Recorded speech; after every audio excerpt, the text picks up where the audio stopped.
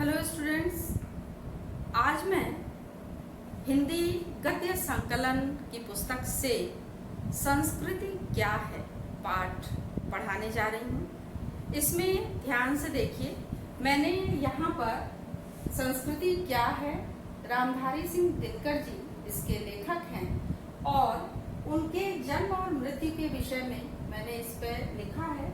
30 सितंबर 1908 को इनका जन्म हुआ था और 24 अप्रैल 1974 को इनकी मृत्यु हुई थी। गद्य और काव्य दोनों ही विधाओं में इन्होंने रचनाएं की और अतीत के प्रति प्रेम, पूंजीवाद के प्रति आक्रोश तथा विश्व प्रेम का भाव इनकी रचनाओं में दिखाई देता है। यात्रा, संस्मरण, आलोचना, संस्कृति, इतिहास, धर्म और दर्शन से संबंधित रचनाएं इन्होंने की। तो आपकी पाठ्य पुस्तक में 2 निबंधात्मक पाठ हैं। एक क्या निराश हुआ जाए, हजारी प्रसाद द्विवेदी जी का, और दूसरा संस्कृति क्या है, रामधारी सिंह दिनकर जी का। तो इसमें रामधारी सिंह दिनकर जी ने संस्कृति क्या है इस पाठ में ये बताया है कि संस्कृति और सभ्यता में बहुत ही सूक्ष्म सा अंतर है। अधिकतर हम लोग किसी भी व्यक्ति को धन संपन्न अगर देखते हैं कि धन से वो पूरी तरह से संपन्न है, ऐश्वर्यशाली है, संपत्ति है उसके पास, तो हम उसे बेहद सभ्य और सुसंस्कृत मानने लगते हैं। लेकिन वास्तव में ऐसा नहीं है। जब तक हम कहा जाए कि इस निबंध को नहीं पढ़ते हैं, शायद हम लोगों को भी ये समझ में नहीं आता है कि सभ्यता और संस्कृति में सूक्ष्म सा अंतर है। इन दोनों के अंतरों को स्पष्ट करता हुआ ये पाठ, ये निबंध हमें बहुत कुछ संदेश देता है, बहुत कुछ सिखाता है। इसमें दिनकर जी ने कहा है कि संस्कृति ऐसी चीज़ है जिसे लक्षणों से तो हम जान सकते हैं किंतु उसकी परिभाषा नहीं दे सकते, अर्थात उसको हम परिभाषित नहीं कर सकते हैं, केवल कुछ शब्दों में नहीं कह सकते हैं, लेकिन लक्षणों से उसे हम पहचान सकते हैं। कुछ अंशों में वह सभ्यता से भिन्न गुण है। अंग्रेजी में कहावत है कि सभ्यता वह चीज़ है जो हमारे पास है, जबकि संस्कृति वह गुण है जो हम में व्याप्त है, अर्थात हमारे अंदर जो गुण होते हैं वही संस्कृति की देन होते हैं, वही हमारे संस्कारों का प्रतिबिंब होते हैं। तो सभ्यता के लिए हम कुछ एक वस्तुओं को कुछ समय में मेहनत करके पैसों से खरीद सकते हैं, लेकिन संस्कृति को खरीदना संभव नहीं है। कहा गया है इसमें कि मोटर, महल, सड़क, हवाई जहाज, पोशाक और अच्छा भोजन, ये तथा इनके समान सारी अन्य स्थूल वस्तुएं संस्कृति नहीं बल्कि सभ्यता की देन है। पोशाक पहनने और खाना खाने का जो ढंग होता है वो संस्कृति होती है। हम लोग मोटर, महल, कपड़े सब कुछ खरीद सकते हैं, खाने के लिए अच्छी से अच्छी भोज्य वस्तुएं खरीद सकते हैं, लेकिन उन भोज्य पदार्थों को खाने का, ग्रहण करने का जो ढंग है, पोशाकों को पहनने का जो तरीका है, वो तरीका, वो तौर तरीके, वो जो हमारे अंदर व्याप्त हैं, उन्हीं को हम संस्कृति कह सकते हैं। संस्कृति जो संस्कारों के रूप में हमें वर्षों से मिले होते हैं, अपने माता पिता से उनको मिले होते हैं, उनके अपने माता पिता से, इसी तरह से पीढ़ी दर पीढ़ी संस्कृति एक दूसरे को हस्तांतरित होती रहती है। इसी प्रकार मोटर बनाने और उसका उपयोग करने, महलों के निर्माण में रुचि का परिचय देने, सड़कों तथा हवाई जहाज़ों की रचना में जो ज्ञान लगता है उसे अर्जित करने में संस्कृति स्वयं को व्यक्त करती है।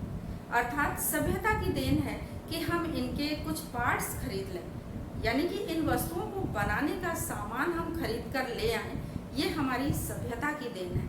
लेकिन इनको बनाने में जो तौर तरीके हैं उनको हमने सदियों से चली आ रही उस संस्कृति से सीखा है, तब कहीं जाकर हम इन वस्तुओं का निर्माण कर सकते हैं और अपने अच्छे व्यक्तित्व का निर्माण भी हम संस्कृति के आधार पर ही कर सकते हैं, संस्कारों के आधार पर ही कर सकते हैं। हर सुसभ्य आदमी सुसंस्कृत ही होता है ऐसा नहीं कहा जा सकता, क्योंकि अच्छी पोशाक पहनने वाला व्यक्ति भी कहा जाए कि तबीयत से नंगा हो सकता है, अर्थात बहुत ही बेहतरीन पोशाकों को पहनने वाले लोग भी अगर मुंह से अपशब्दों का प्रयोग करने लगते हैं तब पता चलता है कि शायद उनमें संस्कार नहीं है, संस्कृति का भाव उनमें नहीं है। इसी तरह से कहा गया कि हर सुसंस्कृत आदमी सभ्य ही होता है, ये भी नहीं कहा जा सकता, क्योंकि सभ्यता की पहचान सुख सुविधा और ठाट बाट से होती है। कभी कभी गरीब लोग जिनके पास कोई सुख सुविधा नहीं होती है वो भी संस्कारों से युक्त होते हैं, संस्कृति से युक्त होते हैं। तो सभ्य व्यक्ति सुसंस्कृत हो ये आवश्यक नहीं है, और सुसंस्कृत व्यक्ति के पास सभ्यता के सामान हो, सभ्यता के उपकरण हो, ये भी आवश्यक नहीं है।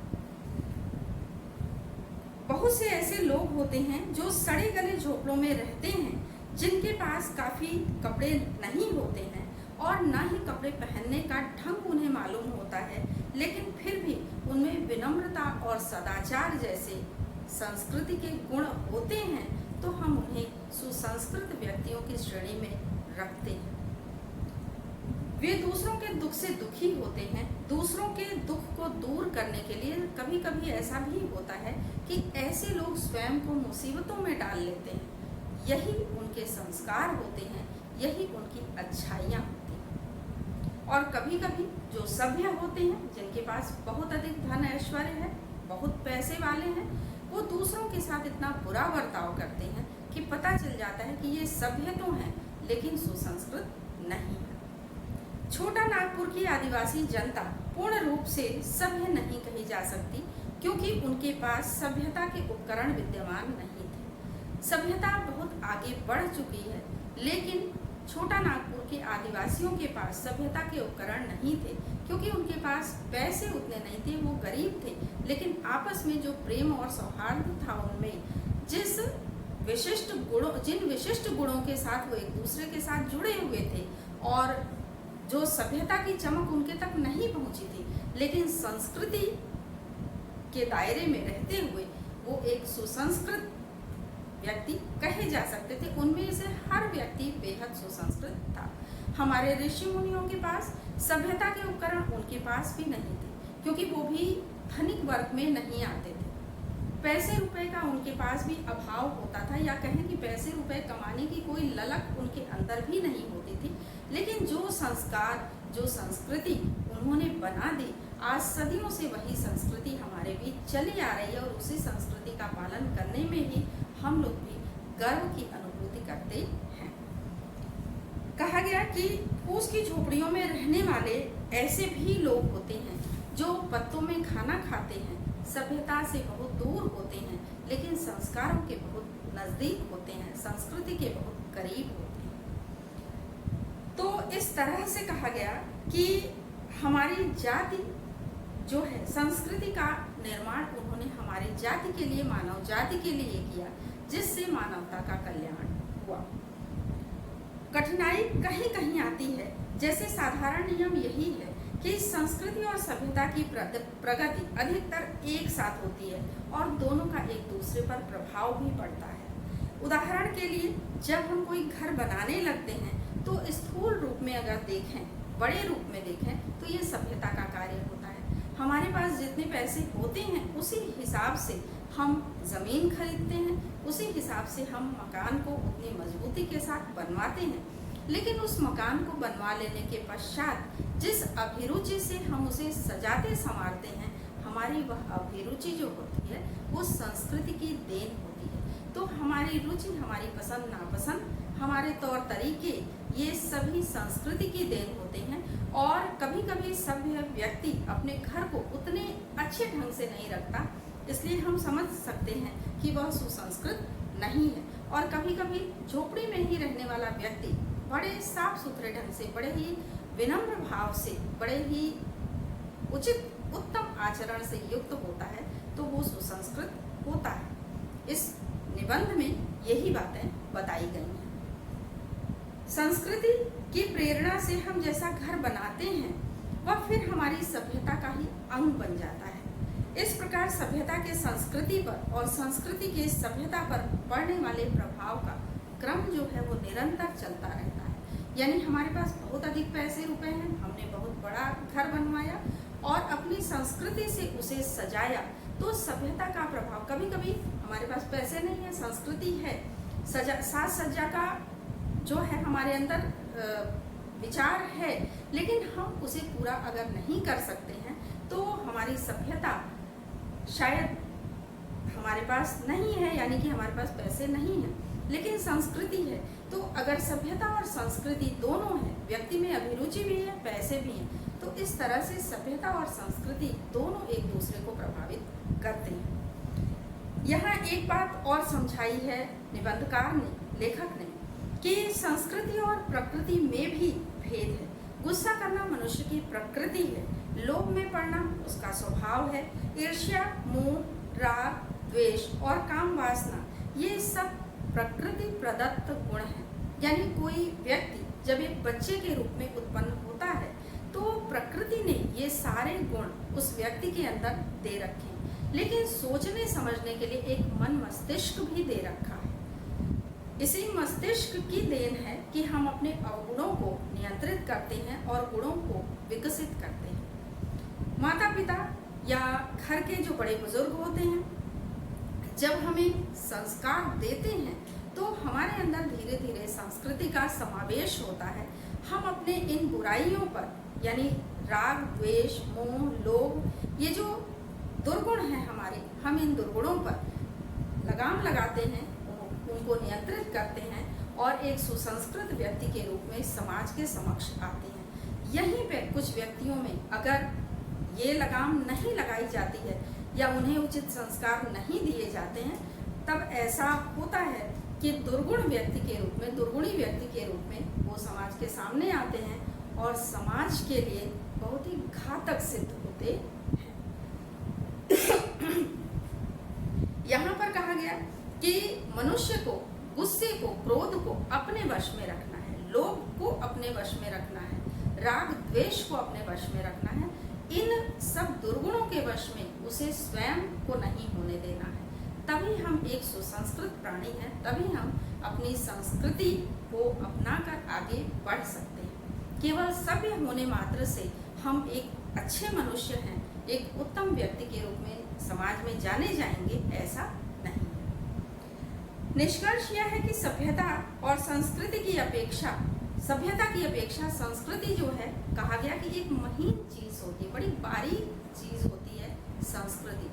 सभ्यता में स्थूल उपकरण आपको दिखाई देते हैं, लेकिन संस्कृति जो एक बड़ी महीन चीज है वो हमारे अंदर विद्यमान होती है, वो हमारे बात व्यवहार से दूसरों को पता चलती है, दिखाई देती है।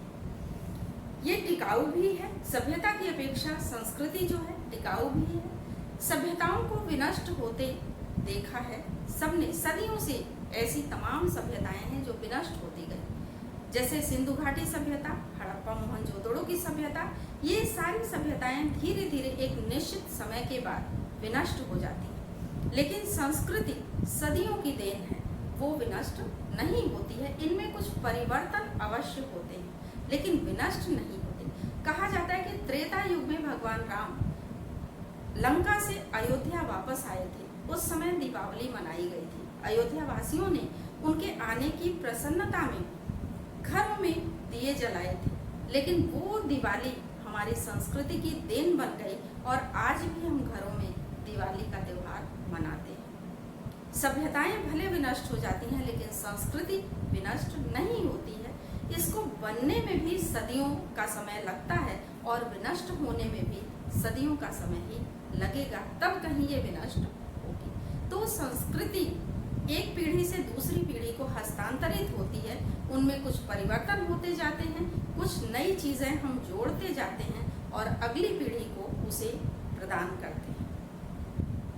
एक बात और है कि सभ्यता के उपकरण जल्दी से बटोरे भी जा सकते हैं, यानी साल 6 महीने में हमने बहुत अधिक पैसे अगर कमा लिए तो उन पैसों से सभ्यता के उपकरणों को हम खरीद सकते हैं, लेकिन संस्कृति को साल 6 महीने में बनाया या बिगाड़ा नहीं जा सकता है। कोई व्यक्ति अगर अचानक धनी हो जाता है, एकाएक ऊंचे पद पर पहुंच जाता है, तो उसके अंदर संस्कार भी आ जाएं ऐसा आवश्यक नहीं। उसके पास लाखों करोड़ों रुपए हो सकते हैं, बड़ा घर, बड़ी गाड़ी, अच्छी पोशाक हो सकती है, लेकिन संस्कार भी उसके अंदर एकाएक आ जाए ये आवश्यक नहीं है। यही अंतर होता है सभ्यता और संस्कृति में।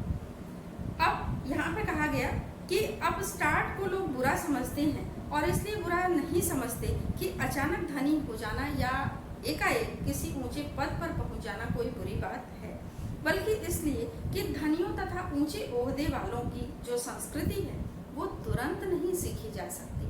अर्थात जो जन्म से या कई पीढ़ियों से धनिक वर्ग है, जो जिनमें संस्कार भी हैं और कहा जाए कि सभ्यता भी है, तो उनके संस्कारों का, उनकी संस्कृति का अनुकरण करना कुछ समय में नहीं हो सकता है। सभ्यता आप हो सकता है कि पैसे उनके बराबरी का कमा लें, लेकिन संस्कारों में उनका मुकाबला कर लें, ऐसा नहीं हो सकता।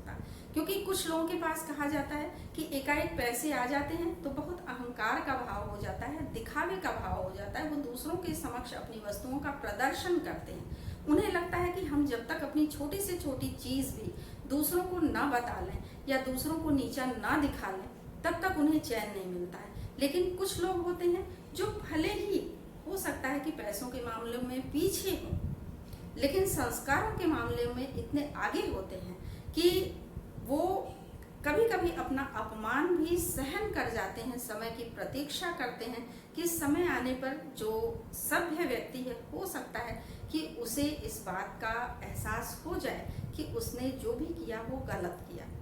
तो इस तरह से संस्कृति और सभ्यता में बहुत अधिक अंतर होता है। संस्कृति ऐसी चीज नहीं जिसकी रचना 10, 20 या 150 वर्षों में की जा सकती हो। अनेक शताब्दियों तक एक समाज के लोग जिस तरह खाते पीते, रहते सहते, पढ़ते लिखते, सोचते समझते और राजकाज चलाते या धर्म कर्म करते चले आते हैं, वही चीजें संस्कृति के रूप में बन जाती हैं, परिवर्तित हो जाती हैं, और वही पीढ़ी दर पीढ़ी एक दूसरे को हस्तांतरित होती रहती हैं। हम जो कुछ भी करते हैं उसमें हमारी संस्कृति की झलक होती है। यहाँ तक कि उठने बैठने, हंसने बोलने, बातचीत करने के तौर तरीकों में भी हमारी संस्कृति की झलक दिखाई देती है। अब कहा गया कि असल में संस्कृति जिंदगी का एक तरीका है, और यह तरीका सदियों से जमा होकर के एक समाज में छाया रहता है जिसमें हम जन्म लेते हैं। हमारे समाज में अगर संस्कृति की प्रधानता है तो हमारे अंदर भी सुसंस्कृत हम होंगे, हमारे अंदर अच्छे विचार होंगे। अगर हमारा समाज केवल सभ्य है तो हम सभ्य तो होंगे, लेकिन सुसंस्कृत हो ये आवश्यक नहीं है। अब कहा गया कि संस्कृति, यद्यपि अपने जीवन में हम जो संस्कार जमा करते हैं वो भी हमारी संस्कृति का अंग बन जाता है। यानी एक व्यक्ति अपने जन्म से लेकर मृत्यु तक जितने भी संस्कारों को जमा करता है वह उसकी संस्कृति में जुड़ते चले जाते हैं, और अगली पीढ़ी को वो इन सारी चीज़ों को एकत्र करके देता है। फिर अगली पीढ़ी अपने हिसाब से उनमें कुछ परिवर्तन करती है, अपने हिसाब से कुछ चीज़ों को जोड़ती है और उसको जोड़कर अगली पीढ़ी को देती है। इस तरह से एक पीढ़ी से दूसरी पीढ़ी तक ये चीज़ें चलती रहती हैं। अब कहा गया कि संस्कृति वह चीज़ मानी जाती है जो हमारे जीवन को व्यापे हुए है, अर्थात हमारे जीवन में पूरी तरह से जो समाविष्ट है, भरी हुई है, वही संस्कृति है, जिसकी रचना और विकास में अनेक सदियों के अनुभवों का हाथ होता है। यही नहीं बल्कि संस्कृति हमारा पीछा जन्म जन्मांतर तक करती है। कहा जाता है कि हमारा जो धर्म है, हिंदू मुस्लिम कोई भी धर्म है, अगर हम पुनर्जन्म को मानते हैं, कोई व्यक्ति हो सकता है दुर्गुणों से युक्त होकर उत्पन्न हो, कोई व्यक्ति ऐसा भी हो सकता है जो सद्गुणों से युक्त हो। बचपन से ही जब उसमें कुछ अच्छाइयाँ दिखाई देती हैं, लोग कहते हैं कि इसके पूर्व जन्म के संस्कार हैं, पूर्व जन्म की संस्कृति की देन है कि ये अपने आप पढ़ने लिखने में इतना आगे है, तौर तरीकों में इतना अच्छा है, बिना सिखाए समझाए कुछ होते हैं जो दुर्गुणी होते हैं, तो कहा जा सकता है, हो सकता है कि किसी राक्षस कुल के रहे हों या कोई बुरी आत्मा रही हो जिसने इस रूप में जन्म लिया है। क्योंकि हम मानते हैं कि शरीर तो विनष्ट होता है लेकिन आत्मा अजर और अमर होती है, पुनर्जन्म होता है। तो आत्मा दूसरा शरीर लेकर अगर हमारे बीच आती है तो हमें ये मानना पड़ता है कि संस्कृति हमारे केवल जीवन के साथ समाप्त नहीं होती, बल्कि वो हमारी आत्मा में रच बस जाती है और वही पुनर्जन्म के समय दूसरे शरीर में वो आत्मा आकर के उसी प्रकार के संस्कारों का प्रदर्शन करती है। अब कहा गया कि आदिकाल से हमारे लिए जो काव्य और दर्शन रचते आए हैं, चित्र और मूर्ति बनाते आए हैं, वे हमारी संस्कृति के रचयिता हैं। अर्थात विभिन्न समयों में कहा जाए कि हर धर्म में, हर संस्कृति में, हर जाति में, हर संप्रदाय में बहुत से लोग ऐसे होते हैं जो कुछ कविता कहानियों के क्षेत्र में आते हैं, जो कुछ चित्रों वगैरह बनाने के संबंध में या दर्शन के क्षेत्र में। तो हर क्षेत्र में कुछ कुछ लोग आते हैं और अपनी संस्कृति के विषय में कुछ नई चीज़ों को बताते हैं, कुछ पुरानी चीज़ों का प्रचार प्रसार करते हैं। तो इस तरह से हमारी संस्कृति में कुछ ना कुछ दिन प्रतिदिन बढ़ता ही जाता है। आदिकाल से हम जिस रूप में शासन चलाते आए हैं, पूजा करते आए हैं, मंदिर और मकान बनाते आए हैं, नाटक और अभिनय करते आए हैं, बर्तन और घर के दूसरे सामान बनाते आए हैं, कपड़े और जेवर पहनते आए हैं, शादी ब्याह और श्राद्ध करते आए हैं एवं तीज त्योहार मनाते आए हैं, अपना तथा परिवार, पड़ोसी और संसार से दोस्ती या दुश्मनी का जो सुलूक करते आए हैं, वह सब हमारी संस्कृति का ही एक अंग है। अर्थात जो कुछ भी संस्कार हमारे होते हैं उनके अनुसार हम अपने बात व्यवहार को, तौर तरीके को, रस्मों रिवाज को समाज के सामने जीते हैं, लेकर चलते हैं और ये सब हमारी संस्कृति की देन है।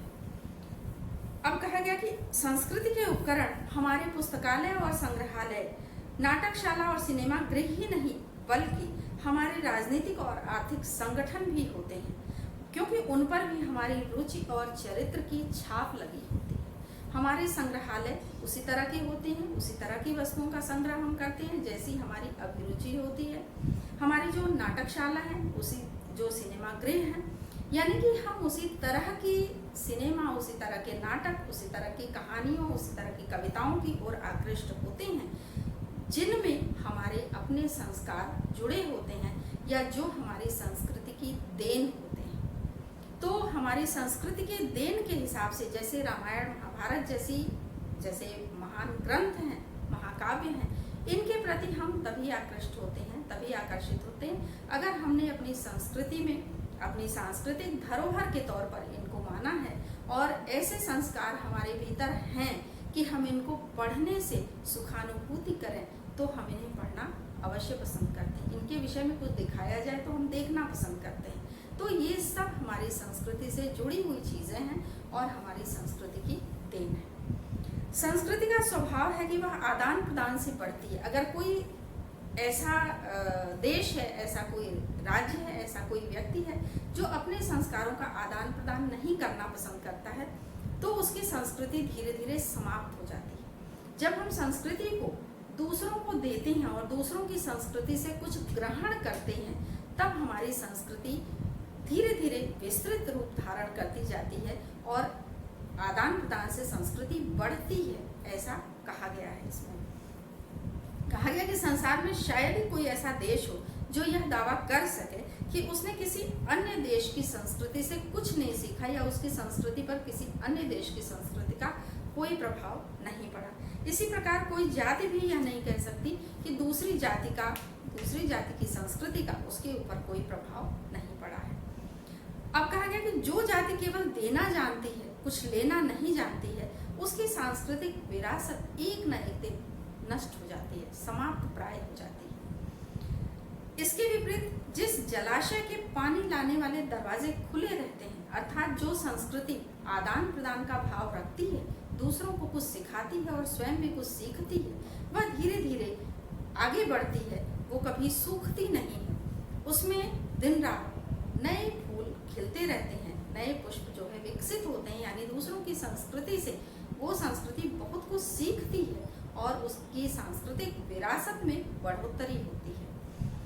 जब एक भाषा में किसी अद्भुत कला को विकसित होते देखते हैं लोग, तो दूसरी भाषा में भी तुरंत उसी प्रकार की रचनाएं, उसी प्रकार की चीजें होने लगती हैं। अब इसमें उदाहरण दिया गया कि पहले एक भाषा में शेली और कीट्स पैदा होते हैं तो दूसरी भाषा में रविंद्र उत्पन्न होते हैं। अर्थात अगर अंग्रेजी भाषा में शेली और कीट्स ने अपनी रचनाएं प्रस्तुत की, तो रविन्द्रनाथ टैगोर ने हिंदी और बांग्ला में अपनी उत्तम से उत्तम रचनाएं प्रस्तुत की। अगर किसी देश में सुकरात जैसे दार्शनिक होते हैं तो कहीं बुद्ध जैसे दार्शनिक होते हैं। सभी अपने धर्म का, अपने विचारों का आदान प्रदान एक दूसरे से करते हैं। भले ही नाम अलग हो, धर्म अलग हो, देश अलग हो, लेकिन उनके सारे जो धर्मोपदेश होते हैं, जो दार्शनिक विचारधारा उनकी होती है, वो एक ही होती है। अगर कहा जाए कि अहिंसा, तो हर धर्म में अहिंसा को महत्व दिया जाएगा। हिंसा अगर कहा जाए तो हर धर्म में हिंसा को वर्जित ही किया जाएगा। चोरी डकैती जैसे भाव, हर धर्म उस पर रोक लगाएगा। तो चाहे वो कोई भी हो, नाम कुछ भी हो, लेकिन सभी ने ईश्वर को एक ही माना और एक ही तरह की संस्कृति का प्रचार प्रसार किया। धर्म देश अलग हो सकते हैं, लोग अलग हो सकते हैं, लेकिन सांस्कृतिक आदान प्रदान काफी हद तक हो सकता है कि मिलते जुलते हो। चाहे वो दर्शन का क्षेत्र हो, चाहे वो चित्रकला का क्षेत्र हो, चाहे वो साहित्य का क्षेत्र हो, या कोई भी क्षेत्र हो। केवल चित्र, कविता, मूर्ति, मकान और पोशाक पर ही नहीं, सांस्कृतिक संपर्क का प्रभाव दर्शन और विचारों पर भी पड़ता है। कहा जाता है कि दर्शन और विचारों पर भी हर चीज का प्रभाव पड़ता है। अब इसमें कहा गया कि अगर भारत की विचारधारा पर विज्ञान का प्रभाव देर से पड़ता, तो राममोहन राय, स्वामी रामकृष्ण परमहंस, विवेकानंद जी जैसे लोग शायद उसी समय नहीं होते। आज से वर्षों पहले इनका आविर्भाव हुआ था। तो अगर हम दूसरों की संस्कृति से कुछ नहीं सीखते, तो शायद सती प्रथा, बाल विवाह जैसे आज भी ये जो बुराइयां हैं हमारे समाज में, जो बहुत पहले व्याप्त थी, ये आज भी देखने को मिलती। लेकिन धीरे धीरे दूसरों को देख करके हमने, या हमारे विचारकों ने, हमारे दार्शनिकों ने, हमारे देश के महापुरुषों ने इन बुराइयों को प्रतिबंधित किया और एक नई विचारधारा को समाज के सामने रखा और लोगों ने उसे स्वीकारा भी। एक देश में जो दार्शनिक और महात्मा उत्पन्न होते हैं, उनकी आवाज दूसरे देशों में मिलते जुलते दार्शनिकों और महात्माओं को उत्पन्न करती है। उसी तरह से सभी अपने देश की सभ्यता के साथ साथ संस्कृति को भी एक दूसरे तक पहुंचाते हैं। यही नहीं, बल्कि प्राचीन जगत में तो बहुत से ऐसे देवी देवता भी मिलते हैं जो कई जातियों के संस्कारों से मिलकर एक जगह पे जमा हो। बहुत से देवी देवता भी एक दूसरे से मिलते जुलते हुए हैं और सभी के प्रति हम अपने श्रद्धा भाव को रखते हैं। अगर हम होली, दिवाली जैसे त्योहार मनाते हैं, तो ईद, बकरीद भी हमारे लिए उतनी ही प्रिय है।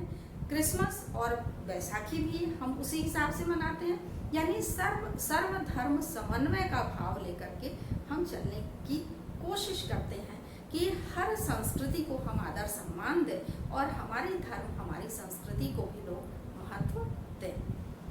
दूसरी जाति का रिवाज बन जाता है। हमारे जो धार्मिक रिवाज होते हैं, दूसरी जातियों के भी धार्मिक रिवाजों के रूप में वो प्रचलित हो जाते हैं और एक देश की आदत दूसरे देश के लोगों की आदतों में समा जाती है। सांस्कृतिक दृष्टि से वह देश और जाति अधिक शक्तिशाली और महान समझी जानी चाहिए, जिसने विश्व के अधिक से अधिक देशों, अधिक से अधिक जातियों की संस्कृतियों को अपने भीतर समन्वित किया है। वही धर्म और संस्कृति सबसे महान है, जिसने दूसरी जाति, धर्म, संस्कृति को बहुत अधिक अपने भीतर समाहित कर लिया है।